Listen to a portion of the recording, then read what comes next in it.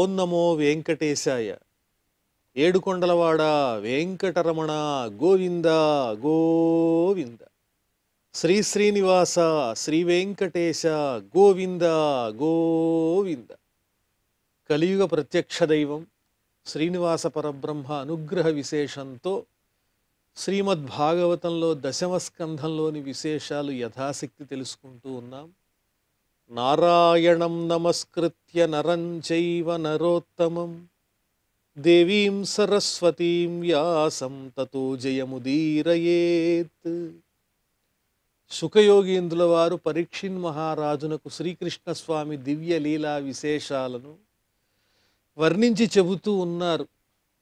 కురుక్షేత్రం దగ్గర శమంత పంచకం అనే పవిత్ర తీర్థంలో ఈ యదువీరులు గాని సమస్తమైన రాజన్యలోకము ఒక చోట కలిశారు. నందాదులు కలిశారు. అందరూ పరస్పరము సంభాషించుకున్నారు. మహర్షులు వచ్చారు, శ్రీకృష్ణుణ్ణి స్తుతించారు.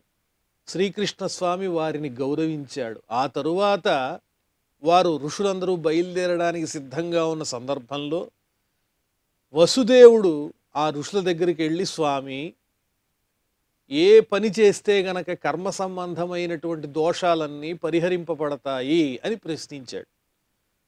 అడిగేటప్పటికీ ఋషులంతా ఆశ్చర్యపోయి, కృష్ణుడంతటి వాడు ఆయన పుత్రుడై ఉండి కూడా ఈ రకంగా మోహానికి లోనయ్యి మన్ను అడుగుతున్నాడు, శ్రీకృష్ణుణ్ణి సామాన్య మానవునిగా భావిస్తున్నాడు ఈ వసుదేవుడని వారు అనుకున్నారు.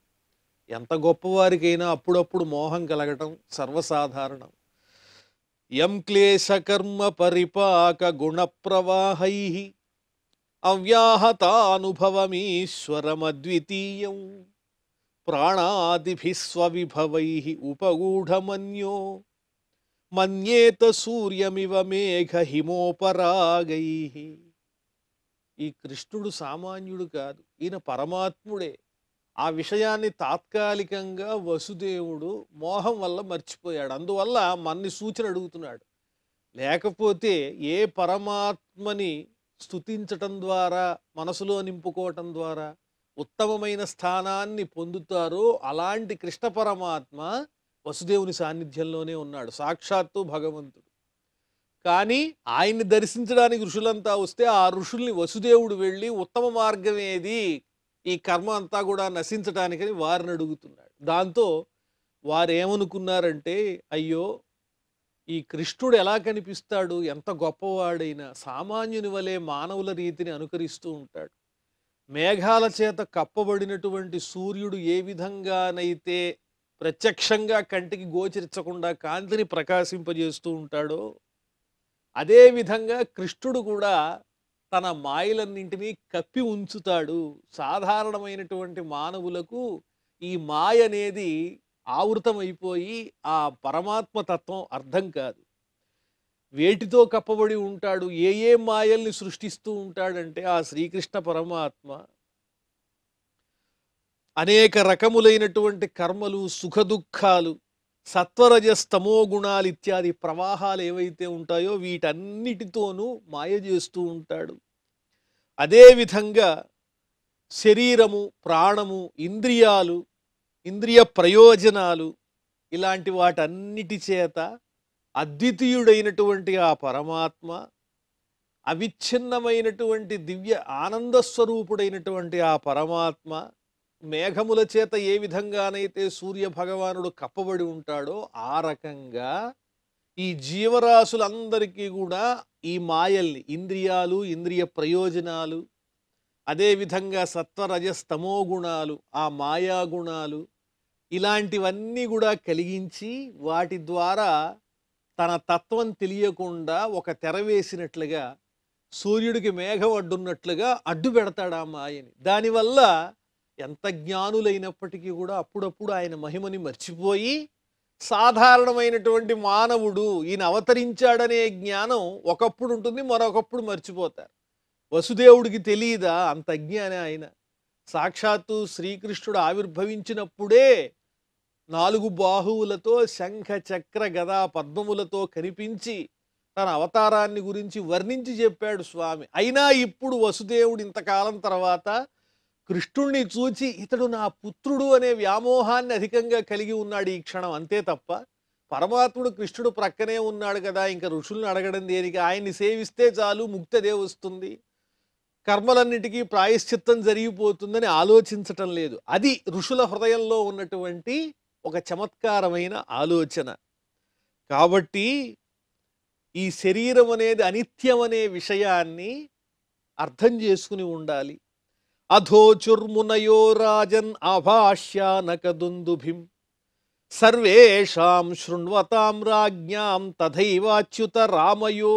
వెంటనే ఆనకదుందుభి వసుదేవుడు, ఆ వసుదేవుడు ఋషుల్ని ఎప్పుడైతే ప్రార్థించాడో, అయ్యా ఈ కర్మలన్నీ నశించడానికి తగిన ఉపాయం ఏదైనా కర్మని చెప్పండి అని అడిగితే, దానికి ఋషులు ఏం చెబుతున్నారు అందరూ వింటుండగా, బలరామకృష్ణులు అక్కడే ఉన్నారు, ఇతర రాజన్యులు అక్కడే ఉన్నారు. వీళ్ళందరి సమక్షంలో ఋషులు వసుదేవునికి ఈ విధంగా జ్ఞానబోధ చేస్తూ ఉన్నారు. కర్మణా కర్మ నిర్హారః ఏష సాధు నిరూపితః యత్ యజేత్ విష్ణుం సర్వయజ్ఞేశ్వరం మఖైః. ఉత్తమమైనటువంటి నిష్కామ కర్మ చేత మనం చేసేటువంటి కర్మల యొక్క ఫలితం ఏదైతే ఉంటుందో దాన్ని అంతా పోగొట్టచ్చు. అది ఏ విధంగా అనేది మేము తెలియజేస్తాం, జాగ్రత్తగా వినవలసింది. ఎవరైతే శ్రద్ధతో కూడినటువంటి వారై యజ్ఞస్వరూపుడైనటువంటి ఆ శ్రీ మహావిష్ణువుని యజ్ఞములతో నిష్కామంతో యజ్ఞములను ఆచరించి భగవత్ప్రీతి కొరకు ఆచరించి ఆయన్ని చక్కగా సేవిస్తారో, యజ్ఞస్వరూపునిగా యజ్ఞములు ఆచరిస్తారో వాళ్ళకి కర్మ నిర్హారము, ఆ కర్మ యొక్క నాశనం అనేది జరుగుతుంది వసుదేవ అని చెప్పారు. చిత్తస్యోపశమోయం వై కవిభిః శాస్త్రచక్షుష దర్శితస్సు గమః యోగః ధర్మశ్చాత్మముదావహ. దీనివల్ల మనస్సుకు ఎంతో శాంతి లభిస్తుంది. పరమాత్మయందు మనస్సుని లగ్నం చెయ్యటమే మోక్షానికి నిజమైనటువంటి ఉపాయము. ఇదే మహాపండితులు జ్ఞానులు శాస్త్రమనే నేత్రంతో ఆ పరమాత్మ తత్వాన్ని నిరంతరము దర్శించే మహానుభావులు యోగులు చెప్పినటువంటి మార్గం ఇదే. సుగమః, చాలా తేలికైనటువంటి మార్గము.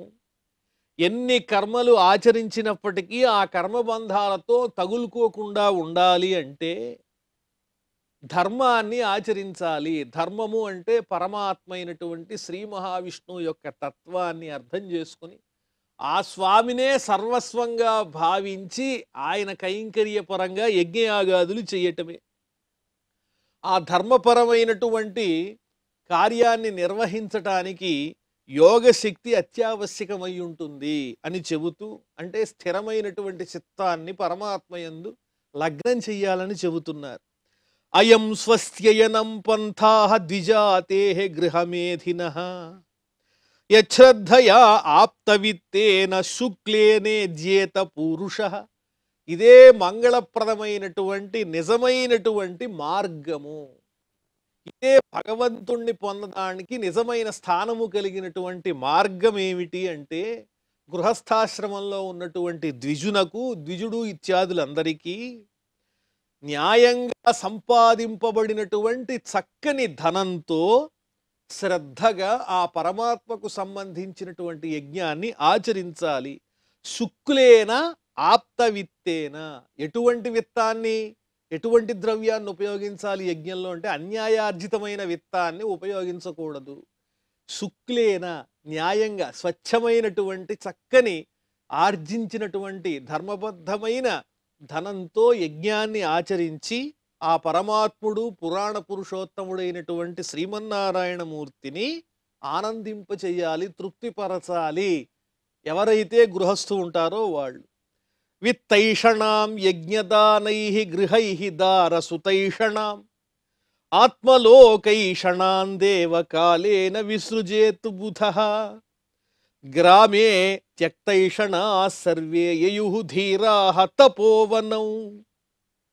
కాబట్టి పవిత్రంగా యజ్ఞములను ఆచరించటం ద్వారా ఏం చెయ్యాలి అంటే, ఇంకా మనం ధనార్జన చెయ్యాలనేటువంటి ఆశని విడిచిపెట్టాలని చెబుతున్నారు. విత్తైషణాం యజ్ఞదానైః, దానములు చేయటం ద్వారా, యజ్ఞాలు ఆచరించటం ద్వారా ధనార్జన మీద ఉన్నటువంటి ఆశని విడిచిపెట్టాలి. ఈ యజ్ఞాచరణం అనేది ఆ ఆశని విడిచిపెట్టడానికి మార్గంగా ఉపయోగించుకోవాలి. గృహై దారసుతైషణాం, అలాగే గృహ సంబంధమైనటువంటి గృహస్థాశ్రమ ధర్మములను నిష్కామంగా ఆచరించటం ద్వారా ఏం నేర్చుకోవాలి? గృహస్థాశ్రమం అంటే భార్య, పుత్రులు, ఇంకా ఇతరమైనటువంటి ఆశ్రమాలకు తగినటువంటి రక్షణనివ్వడం, ఇవన్నీ కూడా ఆ గృహస్థాశ్రమ ధర్మాన్ని ధార్మికంగా ఆచరించటం అంటే అర్థం ఏమిటి అంటే, అందులో మోహాన్ని పొందటం కాదు. పుత్రుల యందు, భార్యల యందు, బంధువుల యందు వారి ఎందున్నటువంటి కోర్కెలను నెమ్మదిగా విడిచిపెట్టాలి. గృహస్థాశ్రమ ఆచరణ ద్వారా చేయదగిన పని ఏమిటి అంటే, సంఘం లేకుండా వారితో ఉన్నటువంటి మోహాన్ని విడిపించుకునే ప్రయత్నం గృహస్థాశ్రమం ద్వారా చెయ్యాలని చెబుతున్నారు. ఆత్మలోకైషిణాన్ దేవ కాలేన విసృజేతృబుధ. అదేవిధంగా ఈ గృహస్థాశ్రమంలో ఉంటూనే ఈ సంసార బంధములను సంఘం లేకుండా అనుభవిస్తూనే ఆ బంధముల నుంచి విముక్తిని పొందగలిగినటువంటి వాళ్ళు ఎవరైతే ఉంటారో వాళ్లే పండితులని పిలువబడతారు. కాలక్రమేణా దీన్ని సాధించాలయ్యా ఓ వసుదేవ. గ్రామే త్యక్తైషణాః సర్వే యయుః ధీరాః తపోవనం. ఆ విధంగా ఎవరైతే గృహస్థాశ్రమ ధర్మాలను సంఘం లేకుండా ఆచరిస్తూ పరమాత్మయందు మనస్సు లగ్నం చేసి ఉన్నారో అటువంటి వారు యజ్ఞముల ద్వారా ధనార్జన యందు ఆసక్తిని విడిచిపెట్టారో, పుత్రాదుల యందు, భార్య యందు, బంధువుల యందు ఆసక్తిని పోగొట్టుకున్నారో అటువంటి వాళ్ళు చక్కగా సంఘమును విడిచినటువంటి వారై ధీరులై తపోధనులయ్యారు. తపోవనాలకి వెళ్ళి పరమాత్ముణ్ణి చక్కగా భజించారు అని చెప్తున్నారు. రుణైస్త్రిభిః ద్విజోజాతో దేవర్షి పితృణాం ప్రభో యజ్ఞాధ్యయన పుత్రైస్తాన్యనిస్తీర్య త్యజన్ పతేత్. సహజంగా 3 రకాలైనటువంటి రుణములుంటాయ్యా ఓ వసుదేవ. ద్విజోజాతో త్రిభిః రుణైః. ద్విజులనేటువంటి వాళ్ళు 3 విధములైన రుణములతో జన్మిస్తూ ఉంటారు. దేవరుణము, ఋషి రుణము, పితృరుణము అని 3 రుణాలుంటాయి. వాటిల్లో దేవతలకు సంబంధించినటువంటి రుణాన్ని ఏ విధంగా తీర్చుకోవాలి ఈ జన్మ ధరించినందుకంటే, యజ్ఞముల ద్వారా. యజ్ఞాధ్యయన పుత్రైస్తాన్యనిస్తీర్య త్యజన్ పతేత్. దేవరుణాన్నేమో యజ్ఞముల ద్వారా, చక్కటి శాస్త్ర వేదాధ్యయనముల ద్వారా ఋషి రుణాన్ని తీర్చుకోవాలి.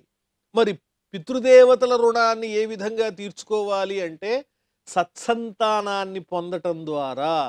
అంటే గృహస్థాశ్రమం ఎందుకు స్వీకరించాలి అంటే, ప్రజాయై, సంతానం కోసమే. అలా సత్సంతానం కోసమే ఆ గృహస్థాశ్రమాన్ని స్వీకరించి పితృరుణాన్ని తీర్చుకోవాలి. ఈ 3 విధములైన రుణములలో ఓ వసుదేవ నీకు త్వం త్వద్యముక్తో ద్వాభ్యాం వై ఋషి పిత్రోర్మహామతే యజ్ఞైర్దేవ రుణం ఉన్ముచ్య నిర్రుణో అశరణో భవ.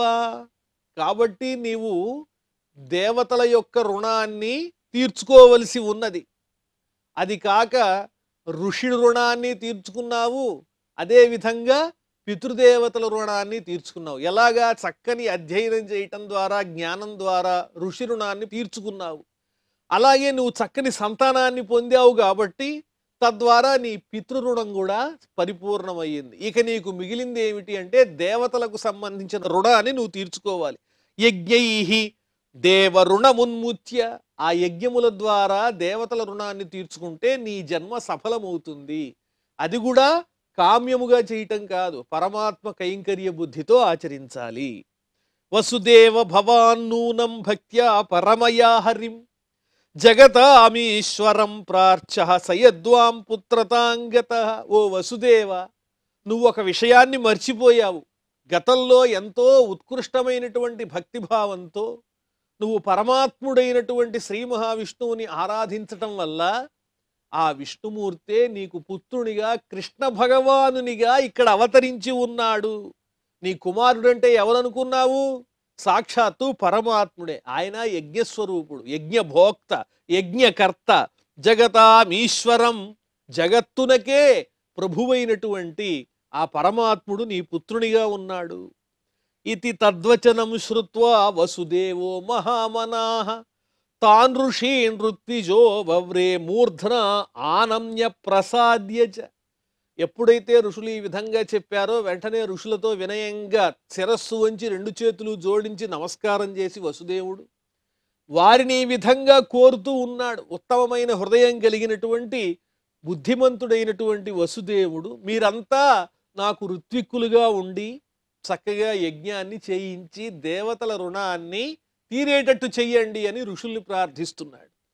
త ఏనం ఋషయో రాజన్ వృతా ధర్మేణ ధార్మికం తస్మిన్నయోజయన్ క్షేత్రే మఖైరుత్తమ కల్పకై. వెంటనే ఋషులందరూ సంతోషించి వసుదేవుని ద్వారా యజ్ఞాన్ని జరిపించటం అంటే ఆ కృష్ణుని యొక్క అనుగ్రహాన్ని మరింత సంపాదించటమే. అందువల్ల వాళ్ళు చక్కగా ధర్మబద్ధంగా వసుదేవుని చేత ఋత్విక్కులుగా యజ్ఞ సంబంధమైనటువంటి చక్కని అనేక రకములైనటువంటి పదవుల ద్వారా వారు ఎన్నుకోబడినటువంటి వారై ధర్మబద్ధమైన యజ్ఞాన్ని వసుదేవుని చేత ఆ కురుక్షేత్రం అనేటువంటి పుణ్యక్షేత్రంలో ఉత్తమమైన సాధనాలన్నీ సమకూర్చి ఆ వసుదేవుని చేత యజ్ఞాన్ని చేయించారు. తద్దీక్షాయాం ప్రవృత్తాయాం వృష్ణయః పుష్కరస్రజః స్నాతా సువాససో రాజన్ రాజానః సుష్ఠ్వలంకృతాః. వసుదేవుడు యజ్ఞదీక్ష స్వీకరించిన సందర్భంలో వృష్ణివంశానికి సంబంధించినటువంటి రాజులంతా, వసుదేవుని అనుసరించి ఉన్నటువంటి రాజులందరూ చక్కగా మంచి కమలములతో తయారు చేయబడిన స్వచ్ఛమైనటువంటి మాలలు ధరించారు. స్నానాలు సుస్నాతులై మంగళ స్నానాలు ఆచరించి మంచి వస్త్రాలు ధరించారు, అలంకారాలు ధరించారు. తన్మహిష్యశ్చ ముదితాః నిష్కకంఠ్యః సువాససః దీక్షాశాలాముపాజగ్ముః ఆలిప్తాః వస్తుపాణయః.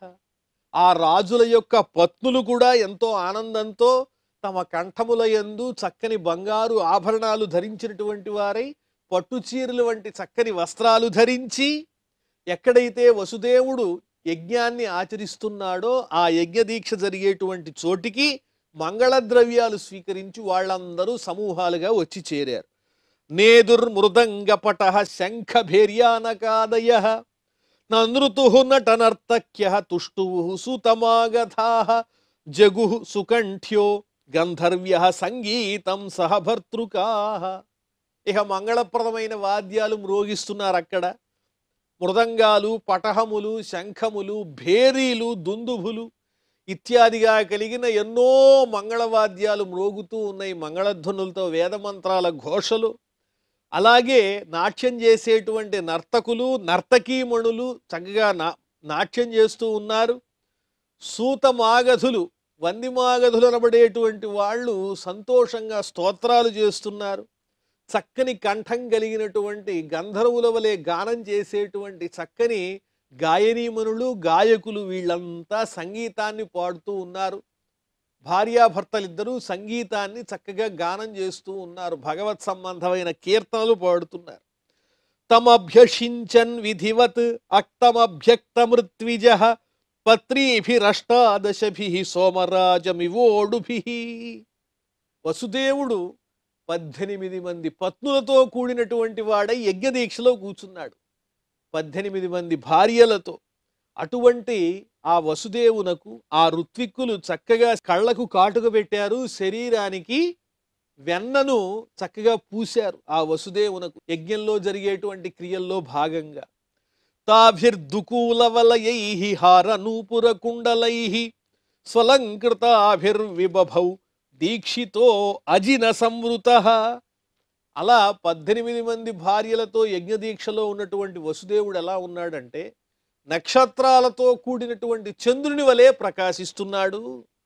చక్కగా పట్టు వస్త్రములు ధరించాడు, కంఠమునందు హారాలున్నాయి, నూపురములు, అదేవిధంగా చెవులకు కుండలాలు, ఇలా అదేవిధంగా అనేక రకములైనటువంటి అలంకరణములతో ప్రకాశిస్తూ ఉన్నాడు యజ్ఞదీక్షలో ఉన్నటువంటి ఆ మహారాజు. అజిన సంవృతః, మృగచర్మాన్ని కూడా ధరించి ఉన్నాడు.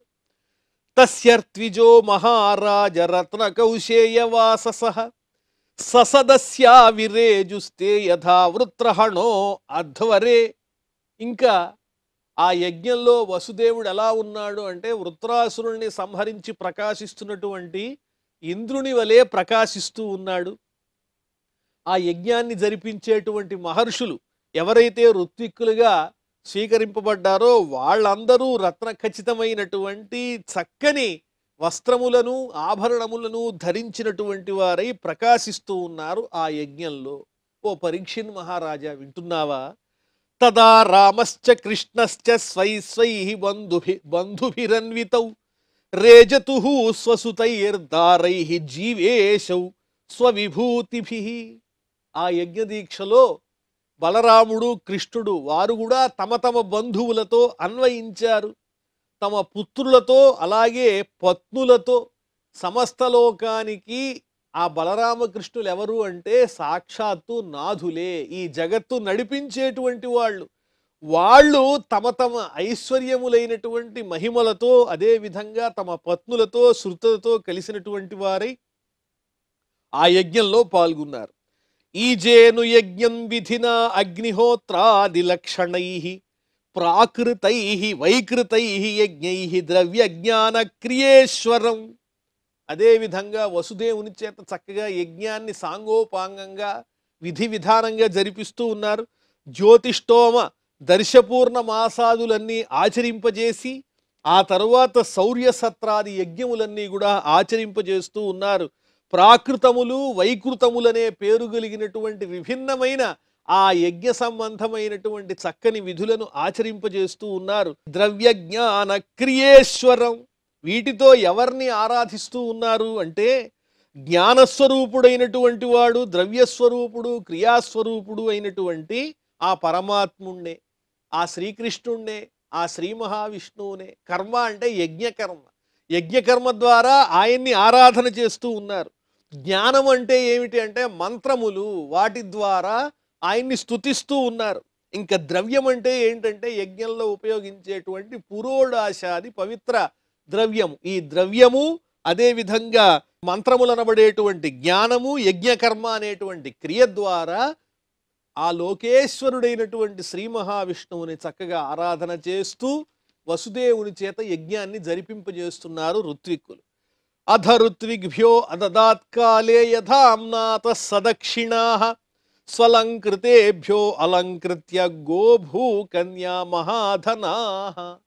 వసుదేవుడు తనచే యజ్ఞం చేయిస్తున్నటువంటి ఆ బ్రాహ్మణోత్తములందరికీ ఆ సందర్భంలో ఉత్తమమైనటువంటి ఆ సమయమునందు చక్కగా దక్షిణలను సమర్పించాడు. అలంకరింపబడినటువంటి గోవులను గోదానం చేశాడు, భూదానం చేశాడు, అలాగే కన్యలను కూడా దానం చేశాడు, గొప్ప ధనములను కూడా దానం చేశాడు. పత్ని సంయాజావభృధైః చరిత్వా తే మహర్షయః సస్ను రామ హ్రదే విప్రాః యజమాన పురస్సరాః.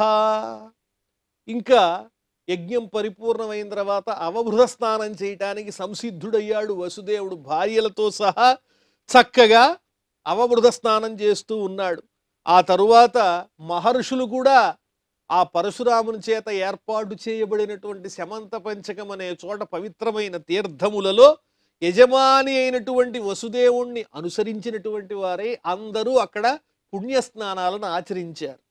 స్నాతో అలంకార వాసాంసి వందిభ్యో అదాత్ తథా స్త్రియః తతస్వలంకృతో వర్ణానాశ్వభ్యో అన్నేన పూజయత్. చక్కగా అవబృధ స్నానాన్ని ఆచరించిన తరువాత వందిమాగధులు ఎవరైతే ఉన్నారో వాళ్ళందరికీ చక్కని వస్త్రములు అలాగే అలంకారాలు, అలంకార ఆభరణాలు అన్నింటినీ వారికి ఇచ్చాడు వసుదేవుడు. అదేవిధంగా చక్కగా అలంకరించుకున్నటువంటి వాడై ఎవరైతే ఆ యజ్ఞంలో పాల్గొన్నారో వారు వీరు అనే భేదం లేకుండా సమస్తమైన ప్రాణులకు, గోవులు ఇత్యాదిగా కలిగినటువంటి సమస్తమైన ప్రాణులకు అదేవిధంగా అన్ని వర్ణాల వారికి చక్కని రుచికరమైనటువంటి భగవన్ నివేదన, చక్కని భోజనాన్ని ఏర్పాటు చేశాడు.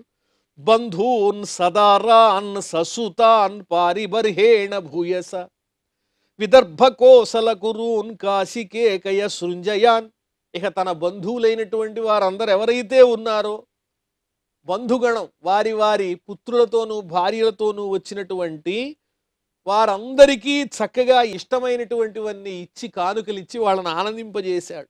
విదర్భ, కోసల, కురు, కాశీ, కేకయ, శృంజయ దేశానికి సంబంధించినటువంటి రాజన్యులంతా అక్కడ ప్రకాశిస్తున్నారు. వాళ్ళందరికీ కావలసినటువంటి కానుకలన్నీ ఇచ్చాడు వసుదేవుడు.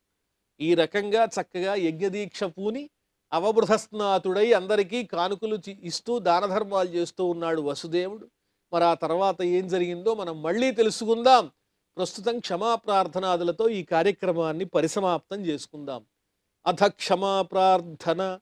యదక్షర పద భ్రష్టం మాత్రాహీనంచ యద్భవేత్ తత్సర్వం క్షమ్యతాం దేవ నారాయణ నమోస్తుతే. శ్రియఃకాంతాయ కళ్యాణ నిధయే నిధయేర్ధినాం శ్రీవేంకట నివాసాయ శ్రీనివాసాయ మంగళం.